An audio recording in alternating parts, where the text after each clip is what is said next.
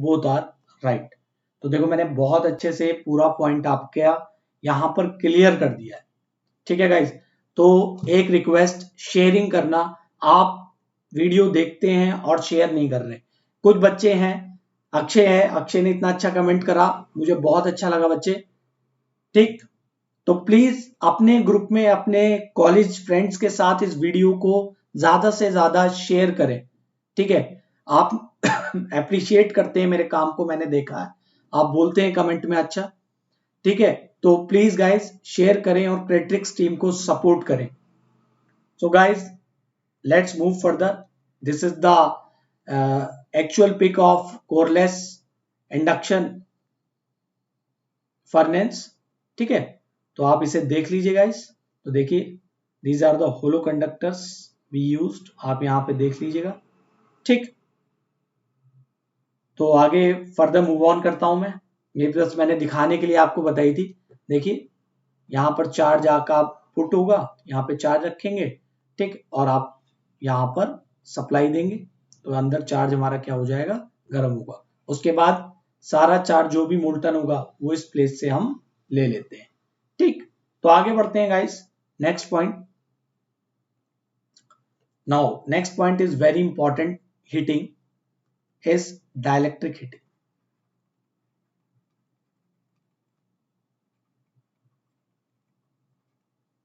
Dielectric heating very important. तो सबसे पहला क्वेश्चन इसी का बनता है, why we used dielectric heating. तो it is used for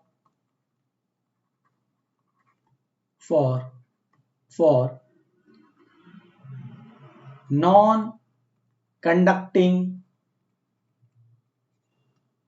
materials heating. तो नॉन कंडक्टिंग मटेरियल को हीट करने के लिए मैं यूज करता हूं डाइलेक्ट्रिक हीटिंग का, ठीक है, ठीक है। चाहे वो फूड प्रोसेस हो, आपका वुड हो, प्लास्टिक हो, एग्जांपल दे देता हूं मैं आपको, हालांकि मैं पहले ही सब कुछ बता चुका हूं, वुड, प्लास्टिक, ठीक है, food are the example of dielectric heating. Okay guys, तो आगे बढ़ते हैं। होता क्या है डाइलेक्ट्रिक हीटिंग में बेटा, हम जानते हैं कि जब कैपेसिटिव, जो हमारा कैपेसिटर होता है उसमें जो करंट होती है वो लीड करती है वोल्टेज से 90 डिग्री, बट ऐसा नहीं होता गाइस, ठीक है। क्यों? क्योंकि ड्यू टू जब हम इलेक्ट्रिक फील्ड अप्लाई करते हैं तो इलेक्ट्रिक फील्ड अप्लाई करने पे हमारे जो डायपोल्स होते हैं वो पोलराइज्ड होते हैं, और अल्टरनेटिंग इलेक्ट्रिक फील्ड होने की वजह से हमारे जो डायपोल्स हैं उनके बीच में क्या होता है, there is a friction will produce. तो उसकी वजह से क्या होती है, वो हीट प्रोड्यूस होती है, जिसे हम इस कंपोनेंट के साथ दिखाते हैं, रेजिस्टिव कंपोनेंट के साथ, which is in phase with voltage.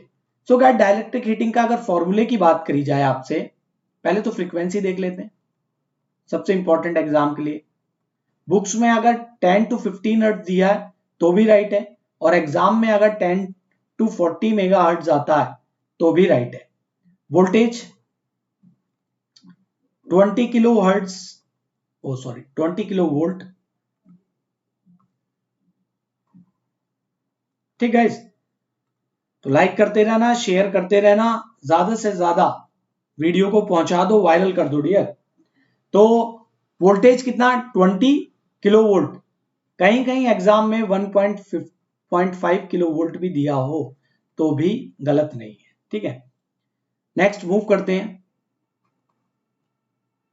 अब क्या होगा, आपका XC क्या होता है, 2 पाई FC। So power loss XC और cos फाई कैसे आया, रुको मैं बताता हूं, इस पूरी चीज को अच्छे से लिखते हैं जब कर ही रहे हैं। तो बेटा पावर निकालना में P is equals to VI cos phi होता है इसी में, तो voltage current V by XC, this is cos phi, ठीक। तो हेयर V स्क्वायर, नीचे क्या आएगा 1/2 पाई एफ सी, यहां कॉस फाई, तो P इज इक्वल्स टू मेरा क्या हो जाएगा, V square 2 pi F C cos phi. But यहां पर फाई जो है एंगल, तो ये बेटा ये पूरा एंगल कितना हुआ, this is 90 degree. Okay guys, this is 90 degree, तो ये एंगल कितना होगा, this is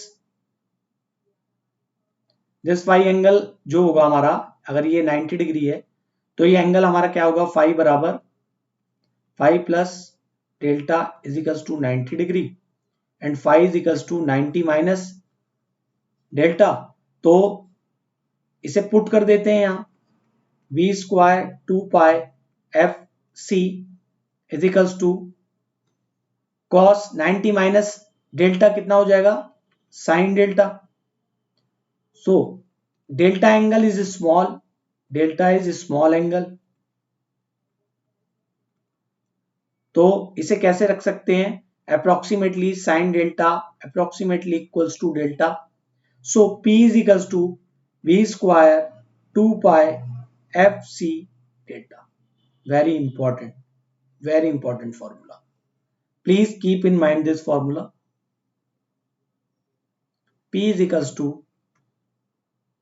V square 2 pi FC delta।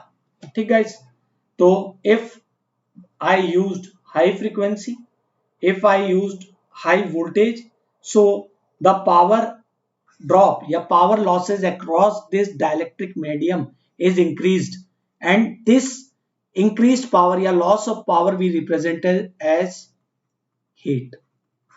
Okay, we will represented as an heat। तो डाइलेक्ट्रिक हीटिंग के अंदर सबसे इंपॉर्टेंट बात आपसे पूछा जाता है, पावर फैक्टर का नेचर कैसा होगा, तो आप बोलेंगे sir it's leading in nature. तो बस इतना पॉइंट डाइलेक्ट्रिक हीटिंग के लिए मोर देन सफिशिएंट है। Example would, plastic, food. ठीक है, मैं एग्जांपल बता देता हूं आपको एक बार।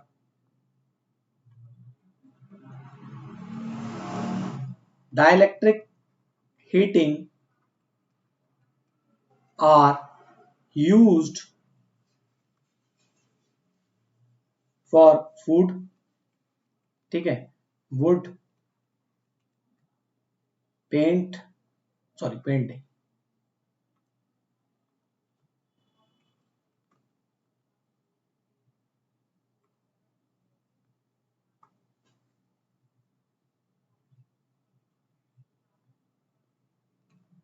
इलेक्ट्रॉनिक,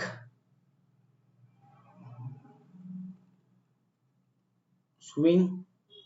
ठीक है,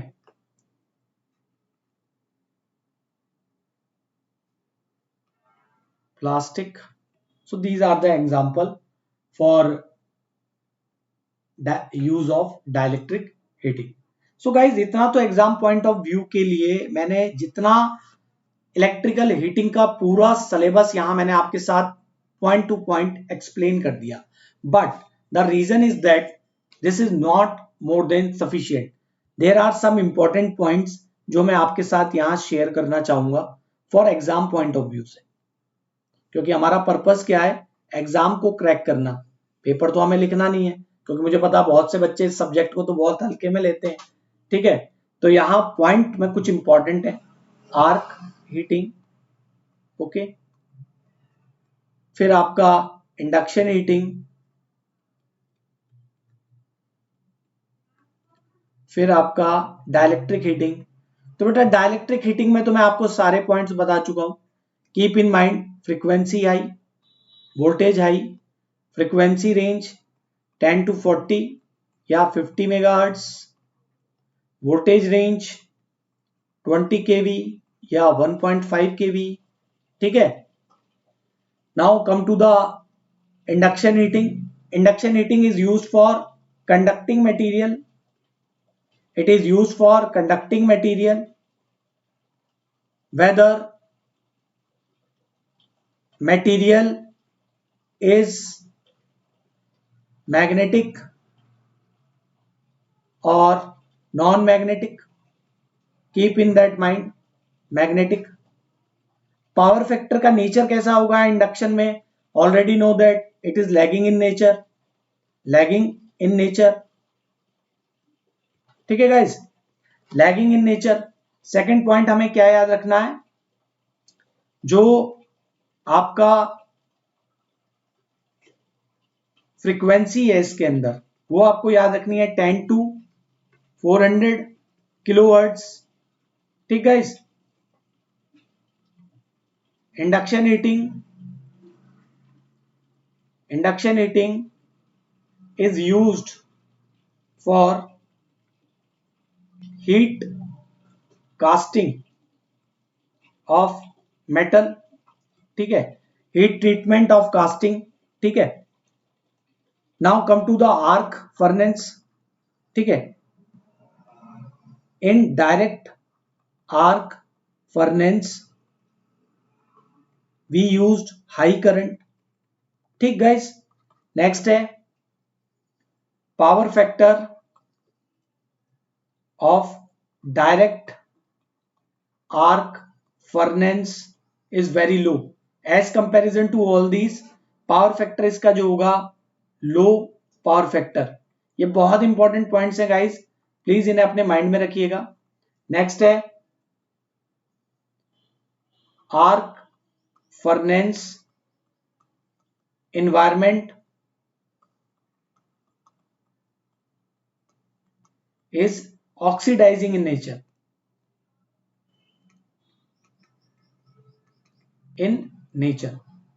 ठीक guys.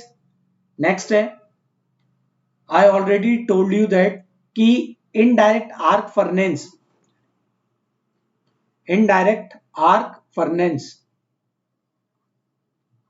indirect arc furnace are used for non-ferrous